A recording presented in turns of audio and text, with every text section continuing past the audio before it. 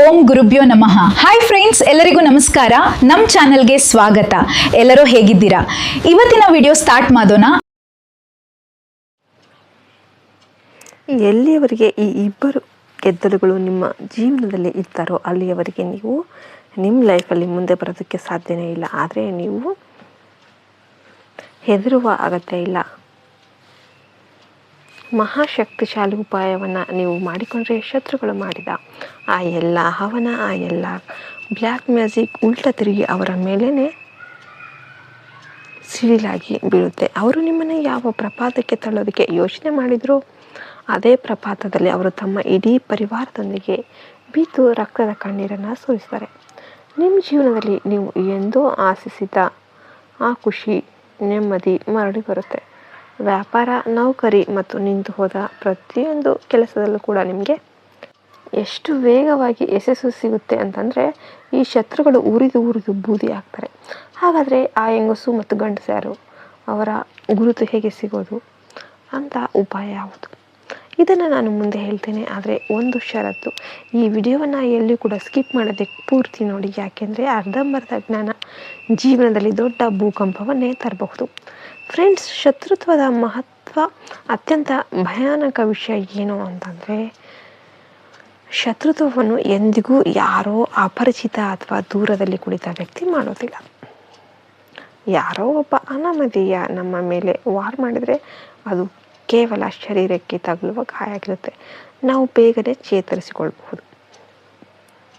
ಆದರೆ ನಮಗೆ ತುಂಬ ಹತ್ತಿರದವರು ಬಾಯಿ ಬೆಹನ್ ಅಂತ ಅಂದ್ಕೊಂಡೆ ನಮಗೆ ಮೋಸ ಮಾಡ್ತಾರೆ.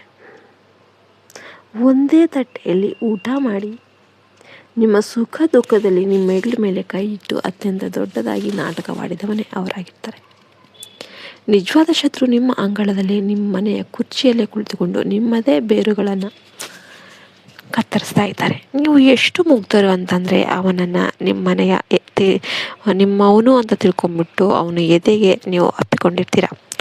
ಸ್ವಂತದವರೇ ಬೆನ್ನಿಗೆ ಚೂರಿ ಹಾಕಿದಾಗ ಶರೀರಕ್ಕೆ ನೋವಾಗೋದಿಲ್ಲ, ನೇರವಾಗಿ ಆತ್ಮವೇ ಛಿದ್ರವಾಗುತ್ತೆ.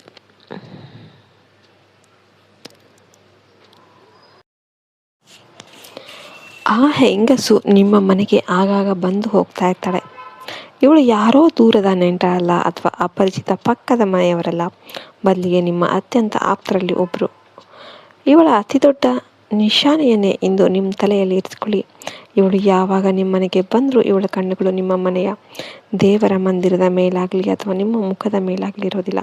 ಇವಳು ಯಾವಾಗಲೂ ನಿಮ್ಮ ಮನೆಯ ವಸ್ತುಗಳನ್ನು ಒಂದು ವಿಚಿತ್ರವಾದ ಟಕಟಕ ನೋಟದಿಂದ ಗಮನಿಸ್ತಾ ಇರ್ತಾಳೆ. ನಿಮ್ಮ ಮನೆಗೆ ಯಾವುದೇ ಸಾಮಾನು ಬರಲಿ, ನೀವು ಹೊಸ ಬಟ್ಟೆ ಹಾಕ್ಕೊಳ್ಳಿ, ನಿಮ್ಮ ಹೆಂಡತಿ ಯಾವುದೇ ಒಂದು ಹೊಸ ಒಡವೆ ಧರಿಸಲಿ ಅಥವಾ ಮನೆಯಲ್ಲಿ ಯಾವುದೇ ಒಂದು ಚಿಕ್ಕ ಖುಷಿಯ ವಾತಾವರಣ ಇರಲಿ, ಅವಳ ಕಣ್ಣುಗಳಲ್ಲಿ ಒಂದು ಭೀಕರವಾದ ಉರಿ ಮತ್ತು ಜಿಲಸ್ ಅನ್ನೋದು ಇರುತ್ತೆ. ನಿಮ್ಮ ಮಕ್ಕಳು ಜೀವನದಲ್ಲಿ ಏನಾದರೂ ಸಾಧಿಸಿದರೆ, ಸ್ಕೂಲ್ ಅಥವಾ ನೌಕರಿಯಲ್ಲಿ ಮುಂದೆ ಬಂದರೆ, ಇವಳು ಮೇಲ್ನೋಟಕ್ಕೆ ಚಪ್ಪಾಳ ತಟ್ಟಿ ತುಂಬ ಸಂತೋಷದಿಂದ ಇರುವಂತೆ ಆ್ಯಕ್ಟಿಂಗ್ ಮಾಡ್ತಾಳೆ. ಮಕ್ಕಳ ತಲೆ ಮೇಲೆ ಕೈ ಇಟ್ಟು ಹಾರಿಸ್ತಾಳೆ. ಆದರೆ ಒಳಗೊಳಗೆ ಇವಳ ರಕ್ತ ಉರಿದು ಕರಕಲಾಗಿರುತ್ತೆ. ನಿಮ್ಮ ಮಕ್ಕಳು ಇವಳ ಮಕ್ಕಳಿಗಿಂತ ಮುಂದೆ ಹೋಗ್ತಾ ಇರೋದು ಇವಳಿಗೆ ಇಷ್ಟ ಆಗೋದಿಲ್ಲ. ಇವಳು ನಿಮ್ಮ ಮುಖದ ಮುಂದೆ ಅತ್ಯಂತ ಸಿಹಿಯಾಗಿ ಮಾತನಾಡ್ತಾಳೆ. ಅಬ್ಬಾ, ನೀವು ತುಂಬಾ ಪ್ರಗತಿ ಸಾಧಿಸಿದ್ದೀರಿ, ನಿಮಗೆ ದೇವರು ಒಳ್ಳೇದು ಮಾಡಲಿ ಅಂತ ಹಾರೈಸಿದ ಥರ ಮಾಡ್ತಾಳೆ, ನಾಟಕ ಮಾಡ್ತಾಳೆ. ಆದರೆ ಇವಳು ನಾಲಿಗೆ ಮೇಲೆ ಮತ್ತು ಹೃದಯದ ಆಳದಲ್ಲಿ ಅತ್ಯಂತ ಅಪಾಯಕಾರಿ ವಿಷ ತುಂಬಿಕೊಂಡಿದೆ. ಇವಳು ನಿಮ್ಮ ಮನೆಯ ಹೊಸ್ತಿಲನ್ನು ದಾಟ್ತಾ ಇದ್ದಂತೆ ಇವಳ ಅಸಲಿ ಮತ್ತು ಭಯಾನಕ ನಿಯತ್ತು ಹೊರ ಬರುತ್ತೆ. ಇವಳು ಬೇರೆ ಹೆಂಗಸರ ಮಧ್ಯೆ ಕುಳಿತುಕೊಂಡು ನಿಮ್ಮ ಮತ್ತು ನಿಮ್ಮ ಪರಿವಾರದ ಬಗ್ಗೆ ತುಂಬ ಕೀಳಾಗಿ ಮಾತಾಡ್ತಾಳೆ. ನಿಮ್ಮ ಚಾರಿತ್ರ್ಯದ ಮೇಲೆ ಬೆರಳು ಮಾಡಿ ತೋರಿಸ್ತಾಳೆ ಮತ್ತು ಸಮಾಜದಲ್ಲಿ ನಿಮ್ಮ ಮಾನವನ್ನು ತೆಗೆಯೋದಕ್ಕೆ ಯಾವಾಗಲೂ ಕೂಡ ಪ್ರಯತ್ನ ಮಾಡ್ತಿರ್ತಾಳೆ. ಅತ್ಯಂತ ಕರಾಳ ವಿಷಯ ಏನು ಅಂತಂದರೆ, ಇದೇ ಹೆಂಗಸು ನಿಮ್ಮ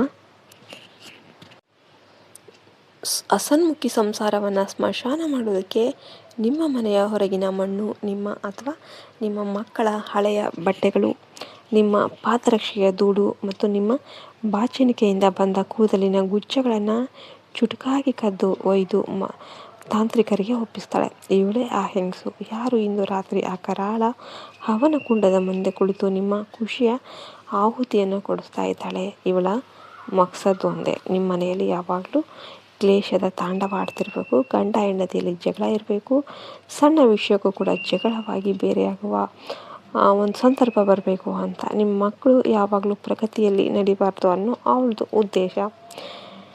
ಇವಳ ಹೆಸರು ಕೆ ಅಕ್ಷರದಿಂದ ಪ್ರಾರಂಭವಾಗುವ ಸಾಧ್ಯತೆ ಇರುತ್ತೆ. ಇನ್ನು ಆ ಗಂಡಸಿನ ಹೆಸರು ಎಂ ಅಕ್ಷರದಿಂದ ಪ್ರಾರಂಭವಾಗುವ ಸಾಧ್ಯತೆ ಇರುತ್ತೆ. ಒಂದು ನೆನಪಿಡಿ, ಆ ಹೆಸರಿನ ಎಲ್ಲರೂ ಹಾಗೆ ಇರಲ್ಲ. ಕೆಲವು ಜನ ಅಷ್ಟೇ ಇರ್ತಾರೆ. ಅದರಲ್ಲಿ ಕೆಲವು ಅಷ್ಟೇ ಜನ. ನಿಮಗೆಲ್ಲ ವಿಡಿಯೋ ಇಷ್ಟ ಆಯ್ತು ಅಂದರೆ ಲೈಕ್ ಮಾಡಿ, ಶೇರ್ ಮಾಡಿ, ಸಬ್ಸ್ಕ್ರೈಬ್ ಮಾಡಿ. ಜೈ ಹಿಂದ್, ಜೈ ಭಾರತ್ ಮಾತೆ. ಹರಿ ಓಂ ತತ್ಸತ್. ಸರ್ವೇ ಜನ ಸುಖಿನೋ ಭವಂತು.